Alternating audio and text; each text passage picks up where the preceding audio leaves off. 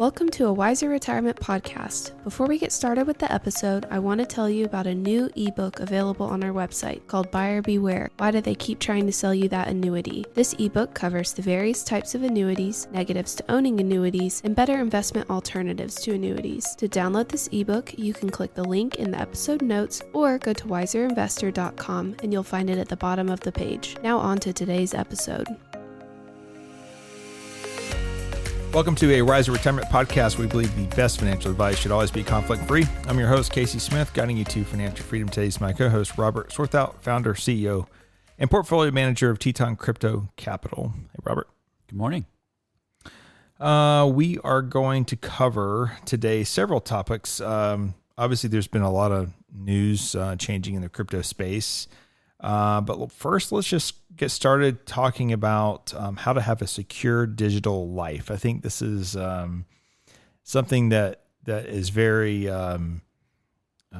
relevant to today. But I mean, even in the very beginning, you know, before Coinbase was ever established, you had these wallets, right? Mm-hmm. And you had codes to the wallet, and you know, I don't know if those, I don't know where any of those famous stories ended where, you know, there was $500 million and no one knew the key. Yeah, you know, the key was lost, person passed away. Yeah, you know, the thing with blockchain is they may not announce that they have access to it, but everything's public on a chain. So if stuff starts moving out of a wallet, you know that they finally found the keys. That's true. So you know, I would imagine the last third of each of those stories you probably don't hear about until something else comes, some news like, oh, the funds from that wallet are moving. So, right. But yeah, you know, I think having a secure digital life is important, even outside of crypto. You know, there's, you know, obviously people have, you know, say a credit card, and you know that's part of your digital life, and a lot of times those get compromised, and the banks deal with the, you know, the fraud and all that, so your card just gets reissued. You don't have to think about it. Right. But you know, it's still a hassle. So there's things that you can do in your life that can help prevent, you know, some negative side effects from happening. So maybe we'll just start off with passwords. You know, I can't tell you how often I'll talk to somebody and they'll be like, oh yeah, I've got my password memorized. And I just kind of like cringe. Right. Like, they said password, not passwords, and they have it memorized. Yeah, you can have one or two memorized, which is probably good, but like you have a lot more passwords in life than just one or two. Right. So there's password managers out there that, you know, whether it's be installed on a phone or a PC of some kind, or, you know, laptop, that allows you to kind of store, you know, as many passwords as you can think. Logins to websites, and they can store other details as well, like credit card actually. Yeah. So it makes it easier to buy things online. But at the end of the day, you know, having a secure way to store passwords is important. And specifically, those password managers help you generate unique passwords for each service. So you might get an email from time to time that says, you know, we're just letting you know we were compromised. Please reset your password. Right. And if you've used the same password in all these different websites, that's probably a problem for you, right? Because now it's out there. Because a lot of time the username is just your email. Exactly. So if and you're probably using the same password for your email address, which is just terrible. That's like the single point of failure, because you can reset everything if they can get into your email account. There's a story from a disgruntled employee that knew that the boss always used this one password phrase for everything, got into his Apple login and remote wiped the guy's laptop. The good things of technology and the bad things of technology. Right, exactly. Yeah. Yeah. So there's like there's one password manager, which is really good. Yeah. I mean, there's LastPass, which has gotten into had the news some recently, issues. But it's better than you know, none one at all. password exclamation point for everything, right? Exactly. And, you know, sometimes you go to a website and they have different requirements for passwords. So the password generator in these apps you can kind of, you know, configure it to generate a password and just, you know, whatever that website What you probably needs. should be using is that password manager inside your web browser. You're saying you should or shouldn't? Should not. Like, I just don't know if I'm comfortable with Chrome.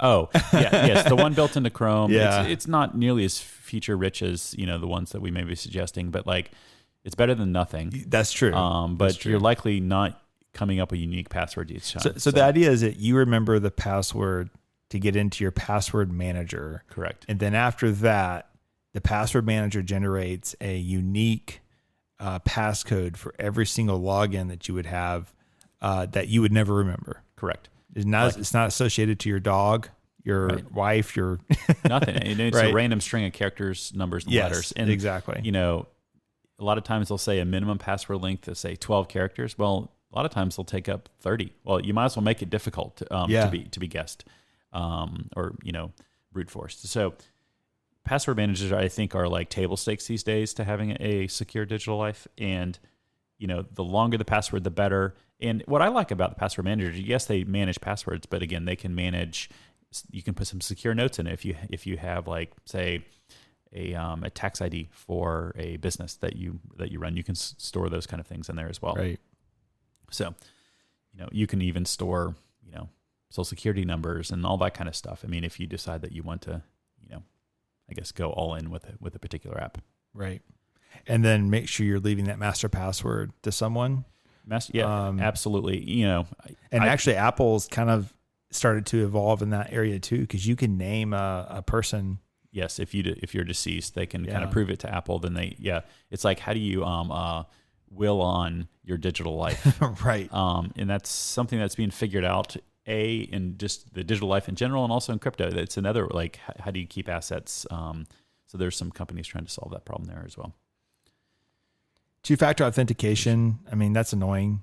It's annoying, but that's the solution to having bad passwords. A lot of the solutions. So being a wealth management firm, for us, we get attacked quite a bit. In fact, I think we're probably going through one now.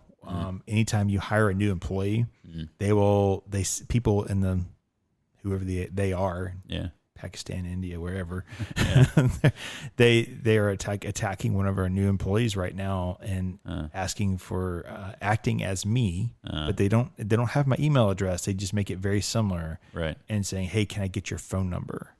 Because if they can get that phone number, then what? Two-factor authentication has a better chance of working, right? Yeah, I mean, if they can get the password. Yeah, that's an example of social engineering, and actually, it's a great time to talk about it because text-based. Two-factor authentication is important. I think that's like, if a service has it and they don't require you to use it, they're probably doing you a disservice and themselves. Yeah. So they should enforce it.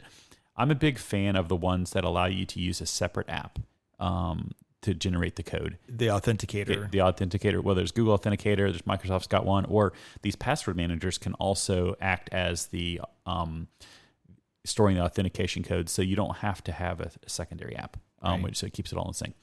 A lot of the password stores actually will allow you to share a password, like with a family member, but not actually give them the password, which is pretty cool. Oh, that's cool. I can share a password with an employee, right, to get into something, but they don't know what the password is. They can't see it. Yeah, yeah. They have to log in through that. You have to have the right URL, obviously, right, so the software would recognize it. Yeah, which is pretty cool. That is cool.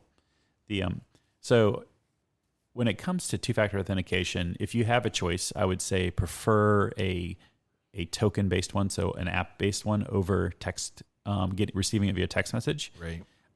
Because you could be attacked in the sense of somebody trying to steal your phone number, which gives them access to the two-factor authentication. This happens frequently when somebody gets hacked in a crypto environment because, somebody goes to, I don't know, choose your favorite cell phone store. They social engineer an employee there to say, "Oh, my phone's messed up. I need a new SIM card. Please move my phone number to this SIM card." They pop it in their phone, and they've basically hijacked your phone number. Oh, wow! So your phone's gone. They have your two-factor authentication codes, and they probably already have your password details at that point. They've been waiting to get, and then all of a sudden they're in. Yeah. So I cringe when I see the only option to be a text-based thing. And there's things you can do at the cell phone companies. You can require them to take a number, like you can call almost like another password of sorts, but it's just a long string of numbers. Like, for instance, AT&T, you can go in and they require to have that from you to make a change to your account. So that person that is trying to social engineer them, it's just adding layers of complexity to it that is cumbersome if you're trying to make your own changes at your cell phone carrier, but it keeps them from doing something that you don't want them to do, for instance.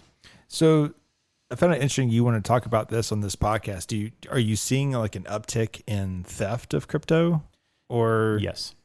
Theft in crypto. And also, what kind of gave me the idea of just doing this segment is just recently, there's been some high profile people in crypto that got attacked. In particular, they got they call it SIM swapping, but they got SIM swapped attacked. And, and not essentially their crypto got stolen, because I think that was started to happen, but their Twitter accounts got taken over because Twitter uses text-based authentication. Yeah. And it's just kind of like, it just made me think about it. So at the end of the day, it's definitely something that, once you get it up and going, maybe that takes a little bit of time, and that's frustrating, and you have some, break-in period there. But once you're up and running, it's honestly a more smooth experience than having to like type everything, because all these managers have like a browser extension where it pre-fills it for you. Yeah. You don't really think about all the complexities that you're kind of going through. You just, click, click, click, click. So, right. So what about just a good old fashioned, you leave your laptop on an airplane? I mean, that's a huge risk. Yeah. I mean, it depends. I haven't owned a Windows PC in probably 15 years. So I don't know right, same. what kind of options there are on those. I know a lot of Macs these days have the ability to do like a fingerprint scan. Yeah. I turn it on. Like if you're not doing it, or if you have a phone that has the Face ID, and obviously I think everybody does that these days. Right. Like turn on the options they provide for you. Like if not, you're just being silly. But a lot of stuff is stored, quote unquote, in the cloud these days. So if your laptop gets stolen, it may not be such a big issue. Obviously, if you're letting the browser store your password for you using the thing that's built in, then all of a sudden they get access to your computer. Maybe there's a risk there. So it's probably another reason not to store your passwords that way. But I think probably the phone, your cell phone could be more dangerous. Everything's on the phone now. I mean, there's options on the phones, and even, I have something enabled on my laptop that if somebody tries to type the wrong password too many times incorrectly, it literally, the phone and or the computer just like wipes itself. Yeah. Like, yeah, it's a headache if somehow I did that to myself, but like it just adds that, that layer of precaution there. So what crypto specific advice would you give people when it comes to safety or having a secure digital life? Yeah. So just generally, like, I think it's always worth spending the time to understand what it means to custody your own assets. Does that mean that you need to be using all this crazy DeFi stuff? Probably not. But at the end of the day, you need to understand what it means to, if you have cash, you're keeping it in your wallet. It's no different than having crypto, and using a hardware wallet is what they call it, to kind of store those functionally passwords to those wallets. Again, you can kind of intertwine that back into having a password manager. There's some recovery stuff that you would need for a hardware wallet that you can kind of store in a password manager if you need to. But, it just, if the SEC sues your favorite exchange, it seems like their favorite thing to do these days. Right. Like after they approve the exchange. I'm sorry? After they've approved. After they've proven to go public, and yes, all the other craziness. Correct. So say they just get a wild hair and they decide to sue your favorite exchange. The laws in the U.S. right now are not set up in a way that if they go through bankruptcy court because of this, say it's an extreme scenario, they go through bankruptcy court, your assets are not your assets. You functionally have lent them, even though it's not a lending arrangement. Yeah. It's not in a trust. So you're kind of in line with the creditors and probably behind senior creditors. So you're likely not to get back one-to-one what you put in. So the idea that you need to self-custody, you take it off an exchange. Again, I use the analogy, use an exchange as a drive-through, not a destination. Right. So you go there, you get your stuff, you leave, and you custody it yourself. So we have a podcast that we talk about. We talk about that a little bit. Has any of that really evolved? I mean, to me, it takes a little coding, but I know it's not that hard. If it's not that hard, I would say we have talked about in a few other podcasts. The user experience of having your own wallet, managing it, is slowly getting better. It's come from such a technical place. It just takes a lot of evolution. And the more people that come into crypto, I think the easier it gets because they continue to push it out. Mm-hmm. Does it pass the grandma test right now? Probably not. The grandma test being, can you just ask your grandma to go do it and she can figure it out? Is there a good source for that? Is there a good website that kind of like, this is step 1, this is step 2? Or would you just Google it? Well, it's probably more specific to the wallet you choose to buy. So it's hard to give general advice there. Okay. But are you buying that in the App Store? Are you going to a website? You're never buying it off of Amazon. You're never buying it anywhere but the Yeah. manufacturer's website. Okay. Because you run the risk of somebody selling one on Amazon or some other website, not picking on Amazon here, Yeah. and they have replaced the software on it, and it's hacked already. And you would never know. Yeah. So you want to buy it direct from the manufacturer. They run specials all the time, so it's not like you're going to be Now, paying who's more. they? Who are some manufacturers that you can trust? Ledger is one. There's another one called Trust Wallet. There's... Are they like mailing you a drive essentially at that point? It looks like a USB stick, effectively. I mean, they can sometimes be bigger because sometimes they put screens on them. Okay. But, I think just searching on Google for, hardware crypto wallet. It's in there. It's coded in there with a password. But when you're disconnected from the web... Correct. Sometimes they require to be connected via USB cable to use them, Okay. or they can be done with Bluetooth. I prefer the USB cable ones over the Bluetooth because then I know when it's connected. Right. There's no like, oh, this thing decided to have a life of its own. That's a bit of the paranoid side of me when it comes to that. But it's just, you're only buying it from the websites. And, when I say Google it, you got to be careful. I guess you got to be careful, too, that you're not going to some other spam website. Yeah. So it just shows the complexity here.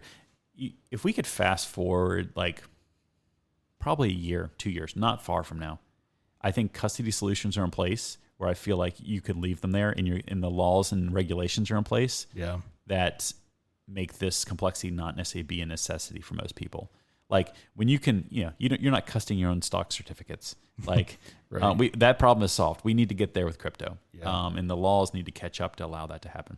I mean, NASDAQ claims that they're about to launch a custody solution for crypto, probably just Bitcoin and Ethereum up front. Yeah, and they would expand it, but you got to get your toes in the water at some point. So interesting. All right, so let's shift into crypto news. I've seen on Twitter, a lot of people are screaming that a CBDC will be in place within a year. If you live in Palau or if you live in some other country that's... Well, it kind of goes along with things that you said in the past. I mean, is the SEC... I think the SEC is not trying to clear the way for the banks at this point with all these lawsuits. I think they're just trying to say we're going to be in control of this versus other agencies potentially. It's like they're fighting for turf, I guess, of some sort. They are definitely fighting for turf. The SEC is trying to it's in a turf war with the CFTC. Right. Okay. That turf war has been ongoing and continues to kind of happen. The CFTC, in my opinion, is acting like the adult in the room, and the SEC is a spoiled little brat that is making up stuff as they go. So you have that. But, we have... in some sense, I'm going to jump ahead here in our notes, but the SEC has been saying no to Bitcoin ETFs ever since they were filed. The first one I didn't realize was filed over 10 years ago. Oh, wow. That was the Winklevoss twins of Facebook fame. They have been in crypto a good while, but they filed the first Bitcoin ETF in 2013, 14, something like that. Probably a little early. Yeah. Obviously, because it didn't get approved, but like even back then the markets weren't where they need to be. Right. And then you fast forward to recently, and all of a sudden, all these applications from major financial TradFi players are all of a sudden being submitted for. Yeah. Now BlackRock, they're doing theirs in conjunction with Coinbase. So Coinbase is going to deal with the custody and all that stuff. So I think that did the SEC send out the bat signal to say, okay, TradFi players, it's safe to file your Bitcoin? Because we have 4 in the notes here, and there was a 5th one that was announced after these notes were put together so BlackRock, Fidelity, WisdomTree, Invesco, and Van Dyke are all filing their Bitcoin spot ETF, all within, call it 8-9 days of each other. I mean, if they were to all get approved, what'll be interesting is how cheap owning Bitcoin could get, because it's all the same thing. So eventually they have to compete on price, right? They compete on price, and from an investor standpoint, once there's an ETF, if you want to own Bitcoin, the idea of having to custody it is not not an issue anymore because Sure. that is part of what they have to do. Other than BlackRock or whoever. Well, I mean, yes, but that's part of their business, right? Yeah, exactly. I guess if something was stolen, then that may be bad for that ETF. But like Right. in theory, these ETFs are going to track the price of Bitcoin. So it's just been fascinating. So back to your thing about like the SEC, I think, and this was part of the quote unquote conspiracy theory we talked about when Don was here 3 months ago. Yeah. Where the SEC was trying to slow down the crypto players to let the TradFi catch up. Well, it seems pretty obvious what's happening right now. And you even have like Congress, in particular, the Financial Services Committee, getting really fed up with the SEC. There's this undercurrent that maybe Gensler has been so aggressive in his approach to crypto that he's becoming a political liability for the Biden administration. I don't know. Possibly. I could see that being the case. But he's there's also rumors that they're trying to get him to leave too. So I don't know. It is odd the amount of time and resources the SEC is spending on the crypto market, considering how small the crypto market is and all the other stuff the SEC should be doing. Yeah, but at the same time, they've had some big blowups too. FTX. The blowups, they were working with FTX. Right. So it's like, well, the people in the case didn't understand what was happening clearly. Right. But at the same time, FTX did keep his company books in QuickBooks, and right. It was probably so much money moving around, it would take him years to figure it out. Right. Agreed. I don't know. I could go as far as to think that the SEC had an inkling, but there were, I don't know if money was being changed hands there or something. Yeah. But at this point, I don't believe anything the SEC says at face value. So. It's just the whole thing with Binance too now. So you have Binance, you have FTX implode. Yep. And I felt like Binance was kind of dirty, but I couldn't really put my finger on it. There's always been like suspicion around Binance, right? Because they won't claim where they're based out of and all these kind of things. They do things that may be positive for them running the business, but definitely add suspicion in this like cloud around them. Not very transparent. Right. But yeah, I mean, since the last podcast, the SEC has sued Coinbase. It was going to be Binance on a Monday and Coinbase on a Tuesday. This was 2 weeks ago. Right. And they're very different lawsuits, very different allegations. And then at the same time, if you rewind, we talked about in the last podcast, Coinbase sued the SEC to make them give an answer on whether the rulemaking. Yeah. Right. And then now the judge in the other case where the SEC is suing Coinbase is like, okay, what about that over there? Yeah. Like the judges are paying attention. And at some point, the SEC is building a house of cards here, I think, that like is not good for them. Right. And the whole idea that they're for investors or retail investors to protect them is just laughable at this point, because I think they're doing more damage than they ever could do harm. So when does it all kind of come tumbling down? Because we believe that the SEC versus Ripple would rule Ripple's favor. The Hinman documents, correct? Do they not support? Oh my gosh, the Hinman documents just show the hypocrisy within the SEC.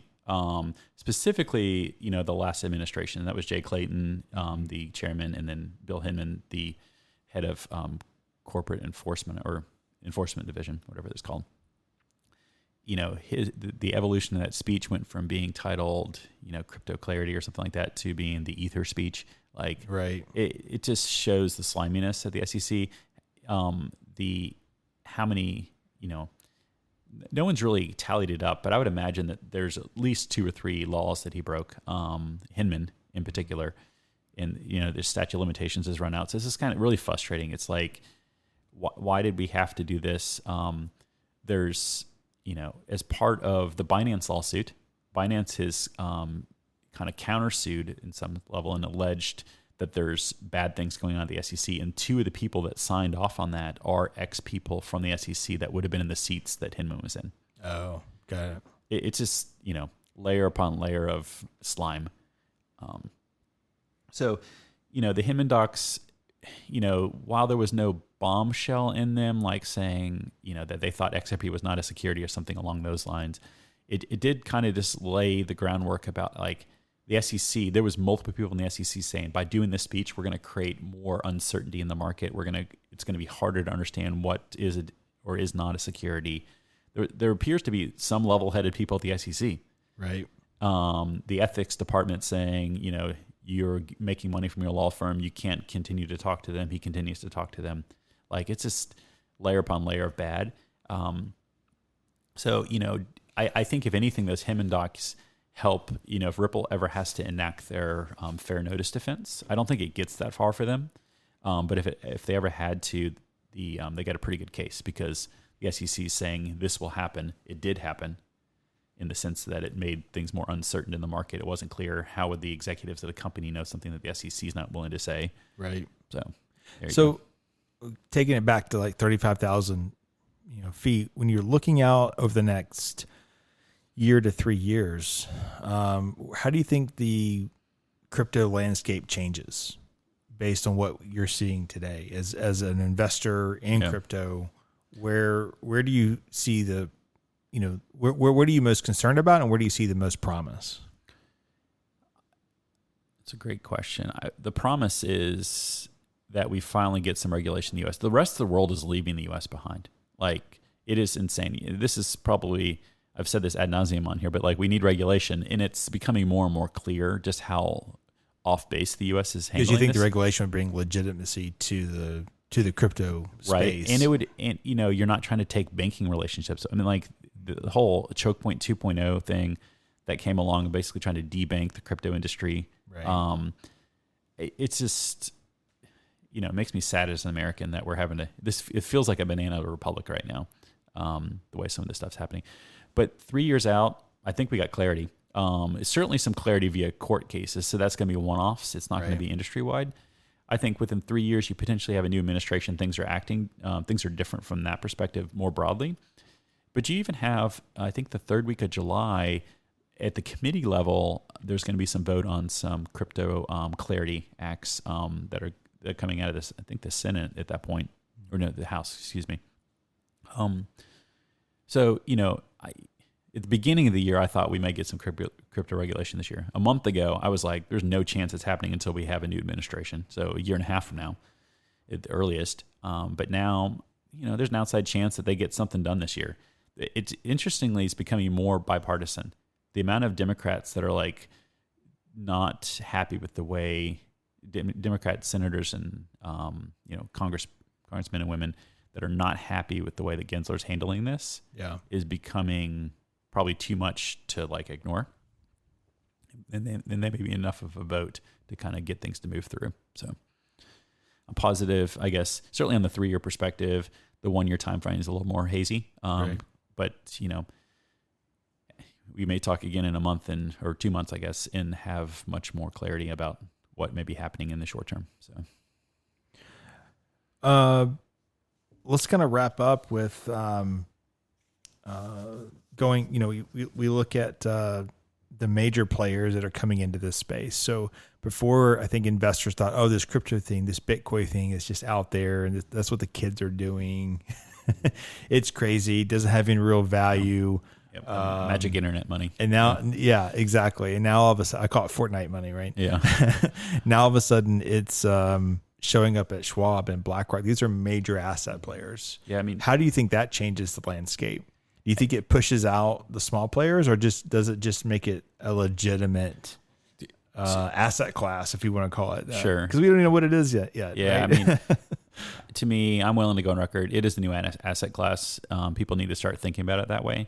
I've long believed that this is not an if, it's a when. Yeah. And I've thought about that recently. I've thought about that for a couple of years. So all this stuff that's happened more recently since last November, and then stuff with the SEC this year, to me, we're just kind of like theatrics to slow. Again, it kind of goes back to what we thought was a conspiracy theory, like to slow down the new players to allow the incumbents to kind of from TradFi to come in and get their space. And we're seeing that so fast and so heavy right now.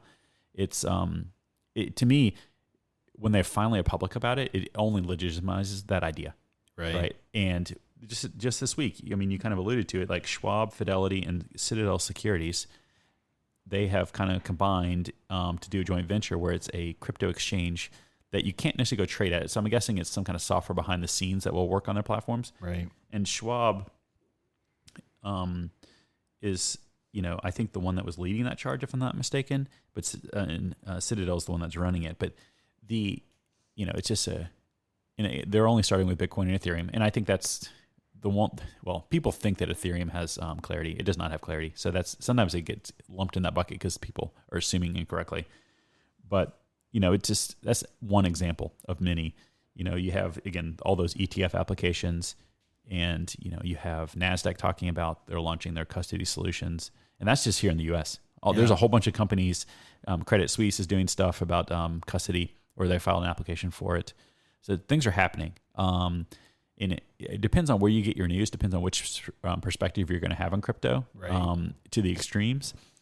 But, if you're willing to parse out the news, there's a lot of good that's happening. It's not as sexy and make all the headlines, as some of this other stuff, but it's, right. It just building blocks. So, well, thanks for your time today, Robert. We bring Robert on once a month to talk all things crypto, partially because, it's the future. We know it's going to be there. We just don't know exactly, I guess, what it's going to look like. And I think as advisors here at Wiser Wealth, we have to be on top of what's to come, even though right now we don't have it in our portfolios, but it's something that we're certainly monitoring. As fiduciary advisors, it's hard to recommend crypto as as an asset class when it doesn't have the regulation that you're talking Correct. about. But I think once that framework is set and there's playing grounds or playground that is set up fairly, right. then it makes sense. I mean, there's so much theft that can happen. Which is why we started talking about the safety of it and storing your crypto. That becomes our liability if we start putting that into portfolios, at least in major ways. We do have a couple of episodes if you want to focus on crypto. Episode 167, the SEC and crypto. Episode 161, why crypto is so confusing to the average investor. Feel free to reach out to Robert. Robert, what's your website? The best would be via email, robert@tetoncryptocapital.com. Reach out to Robert directly if you have crypto type questions or interested in investing in his fund. Thanks for listening. Take care. Thanks for listening to a Wiser Retirement podcast. We hope you enjoyed today's episode. Make sure to subscribe wherever you're listening. That way you don't miss any new episodes. We'd also appreciate if you could leave a rating and review. If you have any questions about anything that was discussed today, head to wiserinvestor.com and reach out. This episode was produced and edited by Ken Hoadley. This podcast is strictly for informational purposes only and is not to be considered as investment advice or a solicitation to buy or sell any financial products, securities, digital assets, or any other investment vehicles, or a basis to make any financial decisions. Wiser Wealth Management Incorporated is a registered investment advisor with the SEC. The host and/or guest may personally own securities, digital assets, or other investment vehicles mentioned on this podcast. Neither the host nor guest of the show are compensated for their participation, and no referral fees are paid to or received by any host or guest for clients, listeners, or similar interests. Investments involve risk, and unless otherwise stated, are not guaranteed. Be sure to first consult with a qualified financial advisor, tax professional, insurance professional, and/or legal professional before implementing any strategy discussed herein. Past performance is not indicative of future performance.